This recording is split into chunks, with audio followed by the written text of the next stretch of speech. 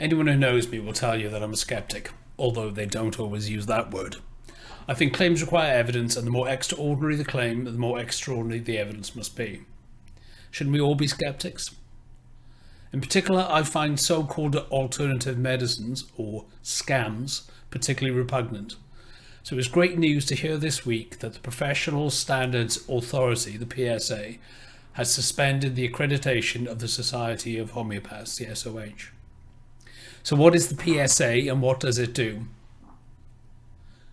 The Professional Standards Authority, or Professional Standards Authority for Health and Social Care, is a UK body overseeing the statutory bodies that regulate healthcare professionals in the UK and also social care in England. So far so good. But it also sets standards for and accredits those organisations whose occupations are not subject to statutory regulation. Organisations such as the Society of Homeopaths are not required to submit themselves for accreditation. So it begs the question, why do they do it? I think the answer is fairly simple. It legitimises the industry and their fake medicines, giving them the cachet of a professional organisation. Of course, this begs yet another question. Why would the PSA legitimise an industry based on fake medicine? I think the answer is in the PSA's remit, to eliminate or to reduce the harm members of the Society of Homeopaths can inflict upon society. The legitimisation of the SoH is an unfortunate side effect. The Society of Homeopaths is an entirely voluntary body. A private limited company, or PLC, formed in 1978 to ensure high standards in the practice of homeopathy. I see. You don't need to join it to call yourself a homeopath. In fact, you don't need to join anything to call yourself a homeopath. You don't need to study, take exams, read books, or become accredited in any way, shape, or form. In fact, hang on a minute. Yeah, I just became a homeopath. It was that easy. Being a member does allow you to put some lovely letters after your name. RS Hom, which just means you are registered with them. The R isn't royal, it's registered. That's it. That's all it is. And of course you have to pay for it. So how do I become a member? Well, first, according to this website, I have to complete a course at one of their accredited colleges. Unfortunately, clicking on this link just takes you to Unfound. But assuming they fix their webpage and you can find a college and a course suitable for you, then on graduating with your magic sugar pill qualification, you're allowed to become a member of the Society of Homeopaths for a modest fee of a mere £240 in the first year, rising to £480 in the fifth and thereafter. Membership confers the following benefits. The second to fifth benefits relate to you getting your arse sued when someone dies because they turned up with a serious medical condition rather than just a vague sense of unease, and you failed to refer them to an actual physician. So why did the PSA discredit the SoH? The PSA performs annual and sometimes biannual, if concerns have been raised, checks of regulatory authorities. In August 2020, they published the outcome of their in-year review of the SoH, in which they issued 3 conditions for the continuation of accreditation.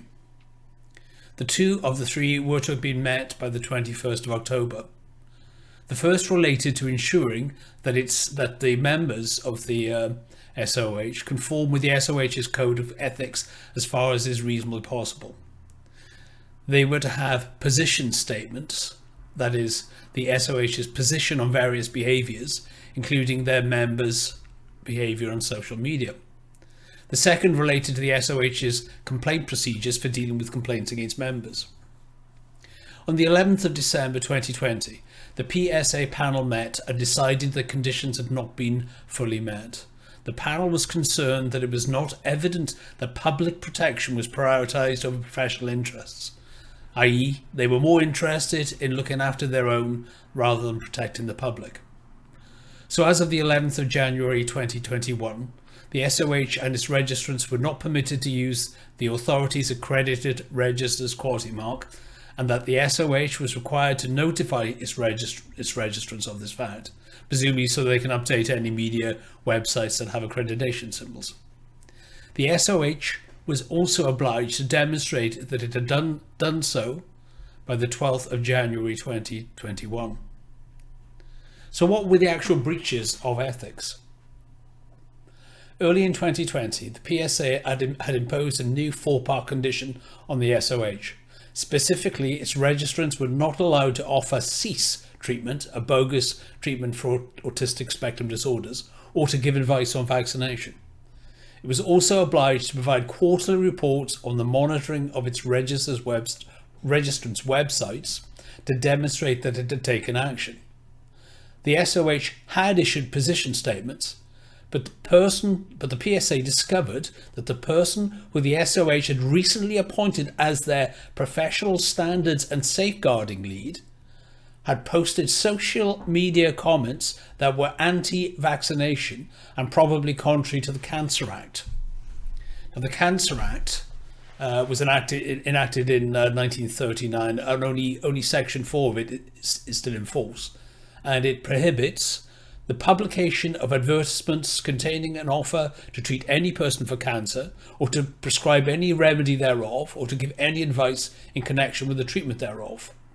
So presumably this person was advertising cancer cures with their magic sugar pills.